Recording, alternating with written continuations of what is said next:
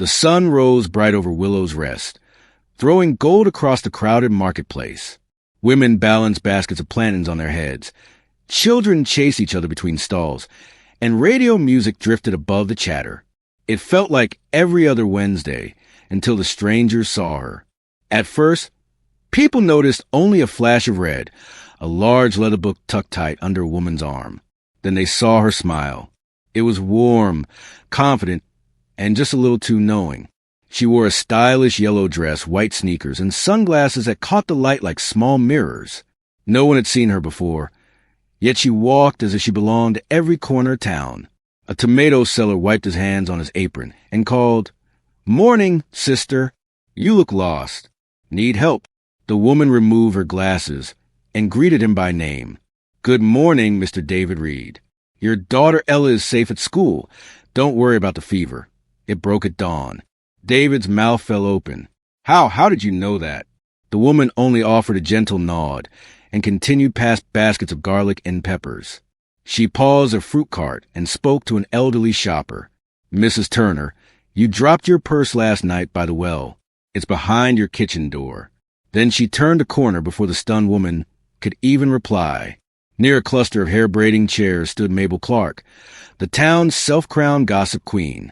She wore bright bangles that clinked when she crossed her arms, and her earrings looked big enough to pick up radio waves. Mabel thrived on secrets the way a hummingbird lives on nectar. The moment she saw the newcomer, something sharp stirred in her chest. Jealousy mixed with curiosity. Mabel's best friend Anita leaned over. "Do you know her?" "No," Mabel hissed, eyes narrowing. "But I will." The newcomer stopped at the entrance of the tailor's shed. "Good day, Mrs. Green," she said sweetly. "You'll find the blue button you lost under the oil lamp." Mrs. Green gasped, lifted the lamp. It was there, exactly where the stranger had said. People began to circle, whispering. Who was this woman who knew everyone? A few thought she must be a long-lost cousin. Others murmured words like witch, prophet, spy. Mabel pulled out her phone and pretended to scroll while she recorded the woman's every movement. She caught fragments of conversation. "Little boy, miss, have you seen my puppy?" "Woman, check behind Old Baker Street. He is chewing an orange wrapper." "Shopkeeper, someone stole my silver ring." "Woman, look in the shovel handle at the garden store." Every time she was right. Within minutes, the puppy barked its way home, and the shopkeeper dug his ring out of the hollow handle, trembling. "Ridiculous!" Mabel muttered. "No one's that clever." But the knot inside her tightened. The stranger finally reached a shaded bench near the fountain and opened her red book. Its pages glowed faintly, as if reflecting light that wasn't there. She wrote with a slim gold pen. Mabel marched forward. "Excuse me." The woman looked up. "Hello, Mabel." Mabel's breath caught. "How do you know my name?" The woman closed the book calmly. "Names are easy when the heart speaks them first." "That sounds like nonsense," Mabel snapped. "What's your name, anyway?" She smiled. "Call me Ruth." "And that book?" Mabel pointed. "What is in it?" "Stories," Ruth answered. "Stories people are too fearful to tell aloud." Mabel opened her mouth for another question, but Ruth stood. "Forgive me. There's a child crying for her mother." She glided off before Mabel could block her path. Down the street, a frantic woman shouted, "Peter! Peter!" Tears streaked her cheeks. Ruth reached her, placed a hand on the woman's arm, and whispered, "Your son is hiding inside the blue barrel by the fish stall. He thinks he broke a glass at home and is scared." The mother hurried to the barrel. Sure enough, little Peter crawled out, sobbing. She kissed the top of his dusty head. "Thank you," she cried to Ruth. Crowd applause followed. Mabel watched, jaw clenched. Anita tugged her sleeve. "That was amazing. Maybe she's, I don't know, an angel." "Angels don't stroll around in sneakers," Mabel said. "Something is off, and I'll find it." By noon, the market heat swelled. A rich tourist, Mrs. Laura Stone, shrieked when she discovered her diamond necklace missing. People scattered, eager to avoid blame. Ruth stepped forward and spoke softly. "Madam, you placed it in your wide-brimmed hat when you tried earrings at Sophie's stand. Tilt your hat. Mrs. Stone tipped it. There lay the sparkling chain. She blushed scarlet and hugged Ruth. Mayor Samuel Douglas, who had been inspecting new streetlights nearby, approached Ruth. "You have quite a talent," he said, voice full of polished charm. "The town could use someone with your eye." Ruth bowed her head. "I only listen carefully, sir." Mabel snorted loud enough for Samuel to glance her way. She forced a smile, then whispered to Anita, "This Ruth is showing me up in my own town." No more. Late afternoon clouds swelled dark gray. Vendors hurried to cover their goods. Ruth walked beside the planting stall and said to no one in particular, "A spark will catch the roof at sunset. It will be wise to keep water near." The stall owner blinked. "Spark? From what?" "An untrimmed wire," Ruth answered, then kept moving. Mabel almost laughed. Predicting a fire? Unbelievable. Still, as the red sun sank, she found herself loitering beside the stall, just in case. At exactly 6:30, a frayed cable overhead spat blue sparks. One landed on a dry palm leaf awning. Flames bloomed. The plantain seller, remembering Ruth's warning, threw his bucket of soaking cloth over it. Neighbors joined with bowls and bottles. Within minutes the fire died, leaving only steam. People cheered Ruth's foresight. She, however, simply wrote another line in her red book. The more the crowd celebrated, the darker Mabel's mood became. She paced outside her favorite tea kiosk, muttering, "Who does she think she is? Solving mysteries, predicting disasters, calling everyone by name? That should be my spotlight." Anita laid a gentle hand on her elbow. "Mabel, maybe it's good someone is helping." "I help plenty," Mabel shot back. "Information is power, but I choose how to use it." "Maybe she does, too," Anita suggested. Mabel's eyes flashed. "I'm following her tonight. There must be a trick." Night draped the town in deep blue. Street lamps flickered as Mabel, dressed in a dark hoodie now, trailed Ruth at a careful distance. The red book glowed faintly even without daylight. Ruth crossed the central square, past shuttered shops, and turned onto Baker Street, a quiet lane lined with storehouses. She paused by an old clay brick bakery that had burned down years ago and never reopened. Mabel ducked behind a stack of wooden crates. Holding her breath, Ruth scanned the empty street, then placed her palm against the bakery's blackened sidewall. Something impossible happened. The bricks rippled like water. Ruth stepped forward, and her entire body, dress, sneakers, red book, sank through the solid wall as if it were mist. In a heartbeat she was gone. The wall hardened again, untouched. Mabel's knees buckled. She slapped a hand over her mouth to keep from screaming. Her phone slipped from her pocket, clattered on the cobblestones, and the echo felt louder than any shout. She snatched it up, heart hammering. Behind her, a stray cat meowed. Mabel spun, nerves raw. No one else wandered this late. The moon peeked from clouds, painting silver over the ruined bakery. The wall looked perfectly ordinary. Cold bricks, soot-stained door, broken sign. Yet Ruth had walked through it like a ghost sliding into the air. Mabel pressed a trembling palm to the bricks. They were solid, rough, very real. She yanked her hand away as though the wall might swallow her too. Wind rustled dry leaves along the lane. Mabel's breath hitched. Every shadow felt alive. She whispered to herself, "Not possible doors open, walls stay walls. People don't pass through stone." But Ruth had done exactly that, which meant Ruth was not simply clever, not simply lucky, not simply human, at least not completely. Mabel backed away, never taking her eyes off the bakery. "Tomorrow," she murmured. "Tomorrow I find out who or what this woman really is." No more guessing.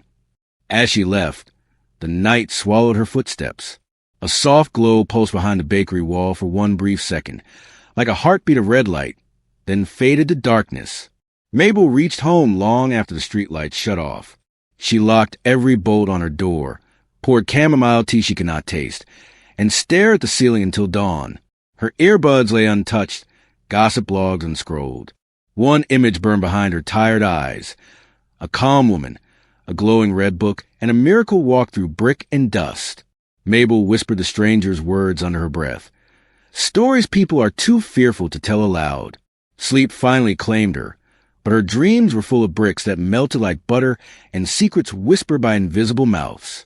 Morning would demand answers, and Mabel Clark planned to drag them into the light, no matter how strange they proved to be. The rooster crowed over Willow's rest, but Mabel Clark woke before the sound. She had not truly slept. She had only drifted in and out of uneasy dreams where red light pulsed behind crumbling brick. As dawn warmed the curtains, she threw on jeans, tied a bright head wrap, and marched to the edge of town. She needed answers that only one person might give. The mud path to Uncle Joel's compound wound through cassava fields shining with dew. Uncle Joel Mathers was not her real uncle, but everyone called him that. He knew herbs, prayer, and things older than both. Mabel reached the bamboo gate and banged hard.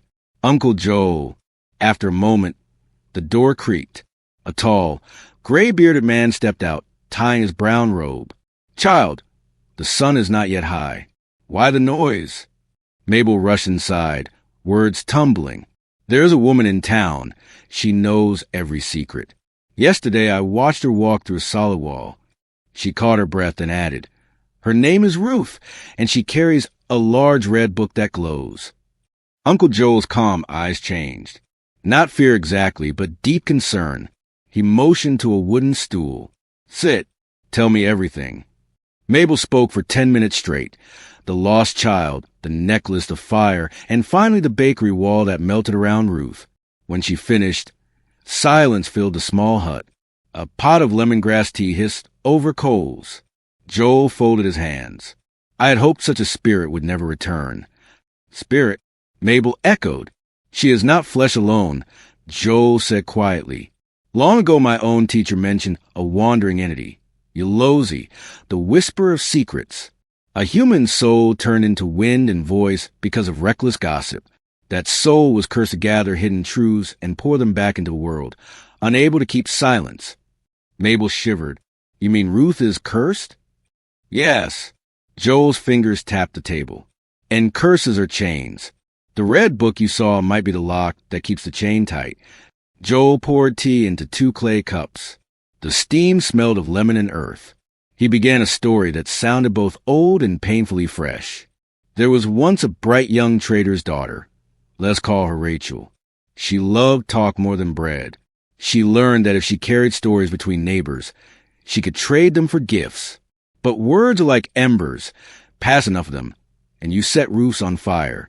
Rachel's whispers ruined marriages, broke friendships, and even pushed one man to jump into the river from shame. One day, a traveling prophet reached the town. He saw the damage and spoke a terrible sentence. "You relish secret fire. Now you will carry it in your own belly. Every hidden thing will call to you. You will speak, whether you wish or not, until your tongue is ash and your heart is dust." When lightning struck that evening, people swore they heard Rachel scream inside the thunder. From then on, a figure with a red book walked through towns, gardens, even deserts, knowing all, belonging nowhere. Mabel listened, wide-eyed. "You think Ruth is that same woman?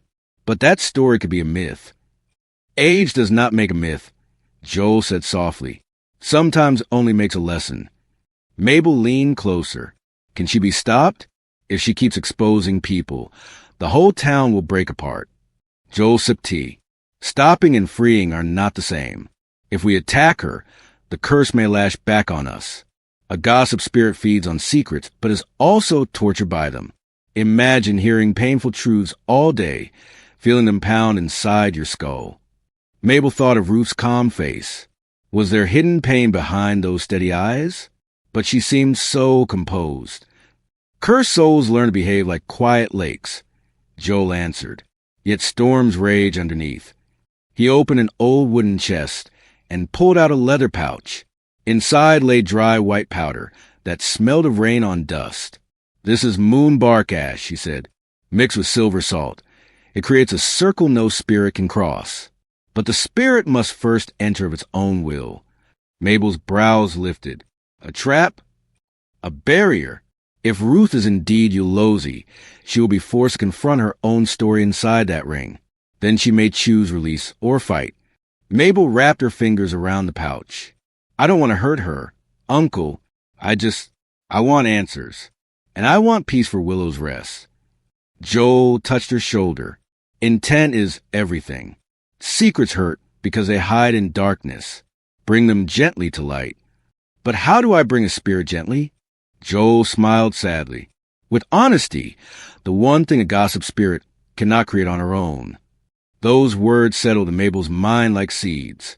She thanked him, tucked the pouch in her bag, and hurried back down the road, heart pounding with equal parts fear and hope. By late morning, the marketplace buzzed louder than usual. Some vendors praised Ruth as a miracle. Others muttered that she was evil hiding behind a sweet smile. Children imitated her, walking around with pretend books, whispering secrets, causing giggles and scolding. Mabel spotted Ruth across the square, seated on her bench again, pen gliding in the glowing book. For a second, Mabel saw a flicker of sadness on Ruth's face, as if each word she wrote pricked her fingers. Mabel pushed through the crowd. "Good morning, Ruth." Ruth looked up gentle. "Good morning, Mabel." "May I sit?" Mabel asked. "You may." They sat side by side as traders shouted prices, and goats bleated nearby. Mabel thought of honesty. "I did not sleep last night," she confessed. "I followed you and saw you walk through a wall. It frightened me." Ruth closed the book, breath leaving her slowly. "I know you were there." Mabel blinked. "You felt me?" "I feel every whisper of fear aimed my way," Ruth said. "It's like standing under cold rain." Mabel swallowed. "Are you human?" Ruth's eyes softened. "I was." The answer came so simply that Mabel's next question tangled on her tongue. She settled for, "Do you enjoy revealing people's secrets?" "No." Ruth stared at her own hands. "But the words burn inside me until I let them out. When I release them, the burning stops briefly." She pressed the book against her chest, as if shielding herself. "I am sorry for the pain I cause. Truly." Heat rose in Mabel's throat. She had expected pride, or at least indifference. Instead, she saw a heavy, ancient sorrow. "Ruth," Mabel said softly, "there might be a way to ease your burden. My uncle can make a safe circle. Inside it, perhaps you could rest, maybe find a choice you have not seen before." Suspicion flashed across Ruth's face. "A cage." "A refuge," Mabel corrected. "You would step in only if you wish. We want no harm." Ruth looked past Mabel at the busy square. "People fear what they hide. If I stay, they grow angry. If I leave, their secrets remain and still rot their hearts." She sighed. "But I am tired, Mabel. Very tired." Mabel touched the edge of the red book. It felt strangely warm. "Come tonight, after sunset, at the old community hall near the river." She handed Ruth a small card with directions. Ruth glanced at it, then at Mabel. "Why do you help me?" Mabel gave a reluctant smile. "Maybe because I, too, spread whispers. I see now how sharp they can be." For the first time, Ruth's lips curved, not her knowing smile from yesterday, but something small and fragile. "Thank you." Word travels fast in Willow's Rest, especially when Mabel Clark wants it to. By late afternoon, a quiet circle of women, Anita, Mrs. Green, and two strong cousins, met at the hall, an old stone building lit by hanging lanterns. Mabel explained Uncle Joel's powder. Anita frowned. "Well, the powder fails." "Then we talk," Mabel said. "We stay honest, no matter what she sees." They swept the floor, pushed benches aside, and sprinkled moonbark ash mixed with silver salt in a perfect ring. The powder shimmered like moonlight on water. Uncle Joel arrived last, carrying a small drum and dried sage leaves. He placed the drum on a stool. Sound ground to spirit. Sage clears fear. Mrs. Green lit the leaves. Sweet smoke curled upward.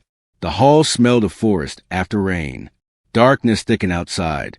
Crickets sang. The town's generator hummed in the distance. At exactly 8 o'clock, the door creaked. Ruth stepped in, red book glowing faintly. She wore a simple blue dress now, hair loose around her shoulders. Candlelight reflected in her eyes. She scanned the powder ring and met Mabel's gaze.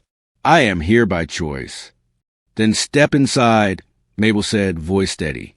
Ruth crossed the line. The powder flared pale silver, then settled. She looked surprised but unhurt. "It is cool, like mist," she whispered. "Uncle Joel beat the drum once." The note vibrated through the hall. "Ruth," he said, "no one here seeks to chain you. We seek balance. Speak only if you wish." Ruth hugged the book. Her shoulders trembled. For long seconds, she said nothing. Then, in a voice softer than air, "I began as Rachel." Her story spilled like water breaks a dam. The thrill of gossip, the day shame turned deadly, the prophet's curse, centuries of wandering burdened by endless confession. Every ear bent closer. Anita wiped tears. Even the candles seemed to lean in. When Ruth paused, silence rang louder than Joel's drum. Mabel felt words rising inside her chest. Words she never planned to say tonight. But honesty was the rule. She stepped forward. "I have hurt people with gossip too," Mabel admitted. "I once told a lie about my friend. She lost her job because of it. I never apologized." Her voice cracked. "I'm sorry, Anita." Anita's eyes widened. "I forgave you long ago, Mabel," she said, tears shining. Mrs. Green spoke next. "I hide money from my husband. I feared he would waste it. I was wrong." One by one, each woman revealed a hidden truth, not forced by Ruth, but inspired by her courage. The hall filled with quiet sobs and relieved laughter. The red book glowed brighter, pages fluttering though no wind blew. Ruth stared at the moving pages, astonished. "They're writing themselves," she whispered. "But the words do not burn." Joel smiled under his beard. Shared truth cools the fire. Suddenly the book's red cover dimmed to soft rose. Ruth held it up like a newborn. For the first time, it feels light. Tears rolled down her cheeks. "Maybe I am not doomed to wander forever." Mabel's throat tightened. She stepped to the powder circle's edge. "Will you let us help you find a full release?" Ruth wiped her tears. "Yes, but it requires the town's honesty, not just ours. The weight I carry belongs to all." Mabel took a deep breath. "Then we begin tomorrow. We will gather people here, invite them to speak freely. No blame, only truth." Ruth nodded, hope flickering in her tired eyes. If they speak, the book may finally close itself. Joel beat the drum once more, low and firm. "Let tonight be the first crack in the curse." Ruth hesitated at the powder edge. Joel murmured a short prayer, then swept aside a small gap at his foot. Ruth stepped out. Nothing lashed, nothing burned. The book remained calm. Outside, wind rustled tamarind leaves. Ruth looked up at the moon and whispered, "So bright, so clean." Mabel walked beside her to the road. "How do you feel?" "Lighter," Ruth said, smiling softly, yet frightened. Freedom is strange when you have been bound for so long. Mabel placed a pouch of remaining powder in Ruth's hand. "Keep this. A reminder that cages can also open." Ruth tucked it into her pocket. "Thank you, Mabel. Until tomorrow." They parted at the crossroads, one toward the market lanes, the other toward riverbank houses. But in both hearts, a cautious hope beat against the night. By late afternoon, a nervous energy crackled through Willow's Rest. Radio stayed low, market stalls closed early, and people drifted toward the old Riverside Hall, as though carried by one uneasy current. Word had spread that anyone who wished to leave shame behind could speak there tonight. Mabel Clark felt the weight of that promise as she and Anita set the last low stools in a wide circle and swept moonbark ash into a neat, pale ring on the floor. Uncle Joe arrived first, carrying his small goatskin drum and a bundle of dried sage. The gentle smoke curled around the lamplight and made the air smell of new rain. A moment later Ruth stepped through the doorway. The large red book lay under her arm, and in the dim glow its cover looked softer than the angry color it had shown the day before. Without a word, she crossed the ring and sat upon the single stool placed for her. The ash did not flare. It only whispered against the soles of her shoes. Visitors entered in cautious clusters.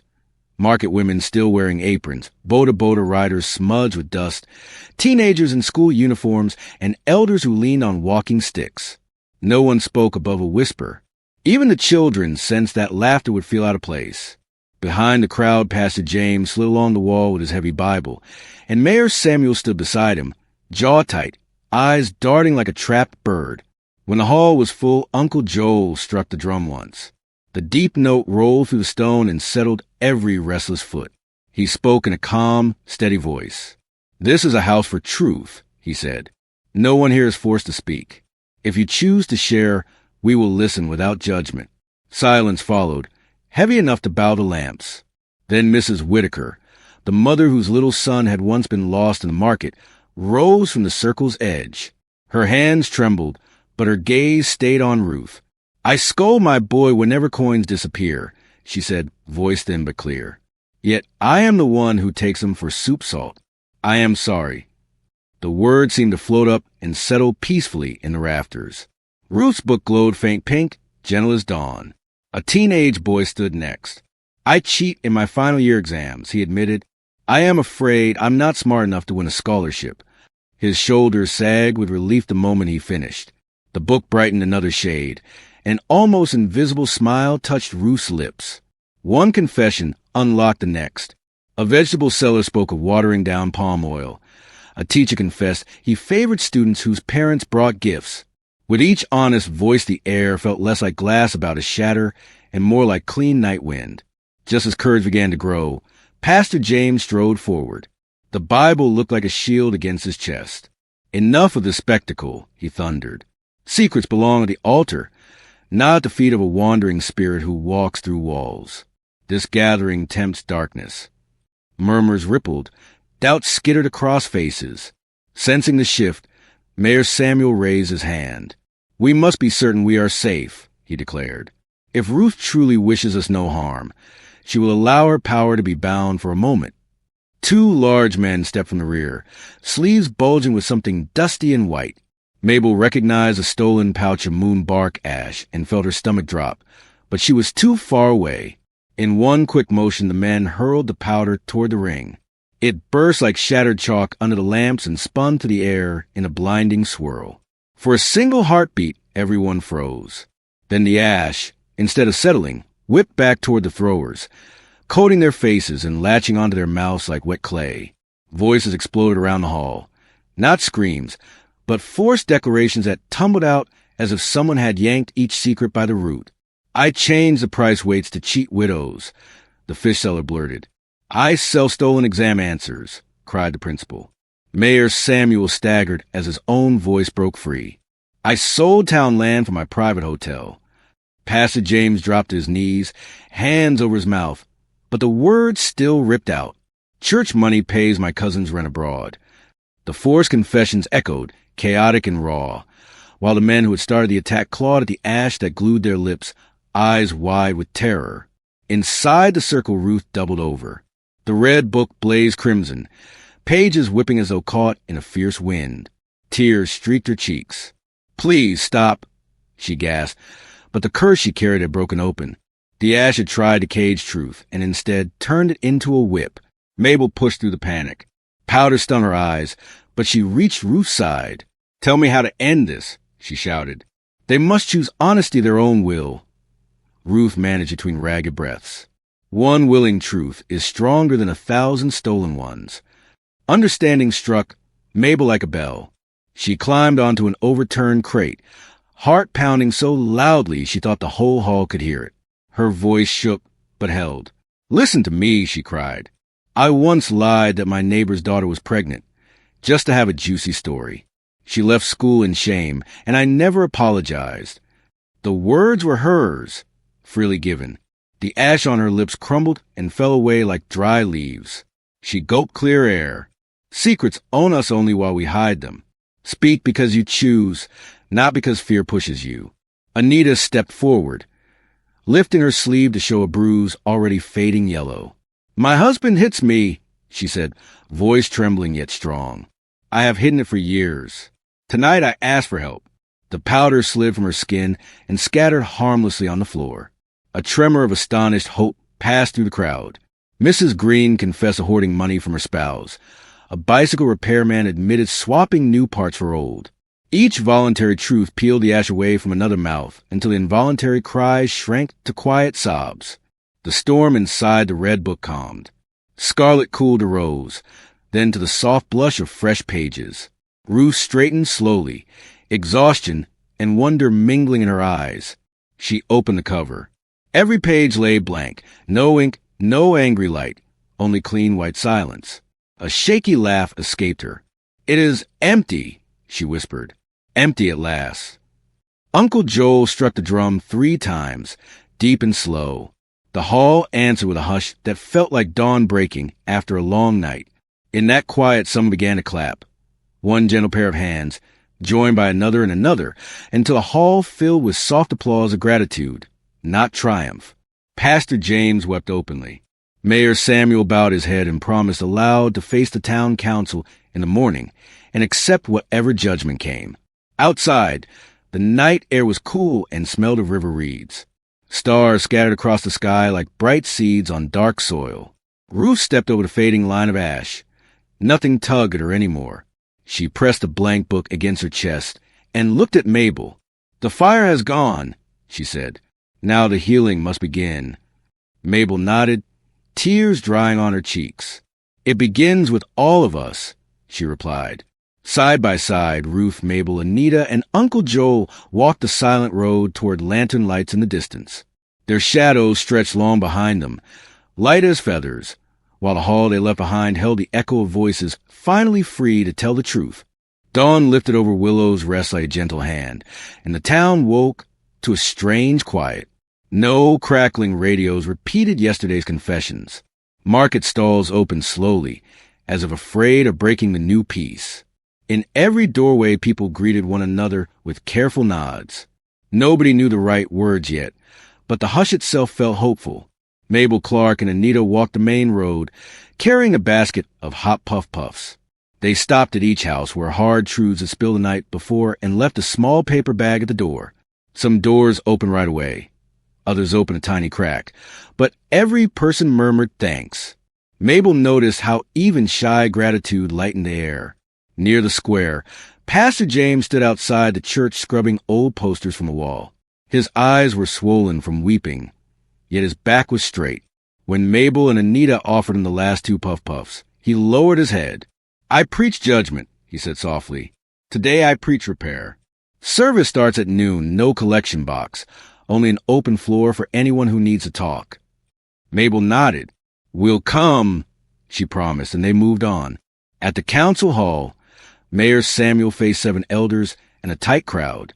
The room smelled of nervous sweat and old wood. He did not wear his gold mayoral sash. He came in a plain shirt. Before anyone questioned him, he raised both hands. "I sold town land for my own gain," he admitted. "All documents are here. If you ask me to step down, I will. If you keep me, every coin from that sale returns to the community fund." He placed the folder on the table and waited. The elders looked at one another, surprised by the sudden ease of truth. They told him to leave while they discussed. He walked out with lighter shoulders than he had felt in years. Beyond the council hall, Ruth sat alone on the low wall of the fountain, the blank red book resting on her lap. Children gathered a few steps away, whispering about the woman who used to know everything. One brave girl approached and asked if the book would glow again. Ruth smiled and shook her head. "It glows only when secrets burn," she said. "Today it is cool." The girl frowned. "Will you stay in our town?" "I will stay as long as I'm welcome," Ruth answered. "But I will not carry your secrets any more. You must carry them, share them, or set them down yourselves." The child seemed to accept that answer and skipped back to her friends. Uncle Joel joined Ruth with 2 cups of ginger tea. He watched the still water in the fountain. "A spirit can leave," he said, "but a friend can stay." Ruth took the cup. "Then let me stay as a friend until the bruises on this town turn to scars, and the scars fade." When the church bell rang at noon, people filled the pews until some stood in the aisles. Pastor James left the pulpit empty and stepped aside. One by one, villagers rose to speak. Not confessions this time, but repairs. A teacher promised free tutoring. A shopkeeper offered to replace cheated goods. Anita's husband stood and asked publicly for help controlling his anger. Applause met each pledge, gentle yet strong. Outside, Mayor Samuel found Mabel. He held out the council's written decision. He would remain in office under strict oversight. She read it, then glanced at Ruth's quiet figure near the fountain. Truth may wound, Mabel said, folding the paper, but honesty stitches. Samuel managed a small smile. And the town finally owns a needle. That evening lanterns glowed over the marketplace, yet the usual gossip trail was gone. Instead, neighbors traded small stories of kindness, who returned whose tools, who paid back an old debt. Ruth walked beside Mabel, listening but no longer collecting. The blank book stayed tucked under her arm, nothing more than a diary waiting for new, honest pages. As the moon rose silver, Ruth stopped at the crossroads where she had first met Mabel. She laid a hand on the storyteller's shoulder. "Truth is heavy," she said, repeating the words now etched inside every heart in Willow's Rest. "But hiding it is heavier." Mabel looked around the quiet town and finally believed it. Silence was not empty anymore. It was a field where better words could grow. Side by side, they turned toward home, their shadows long and light upon the road, while behind them Willow's Rest breathed out, softer than it had breathed in for many years. Night settled over Willow's Rest, cool and bright with stars. Mabel walked Ruth to her borrowed room, then turned home feeling lighter. At dawn, she returned with fresh bread. But the room was empty. No clothes, no footprints, only the red book lying open on the mat, pages still blank. On the inside, cover a single sentence glowed like ember ink. "A mirror is useful only while someone looks." Beneath it was a small envelope addressed to the next keeper.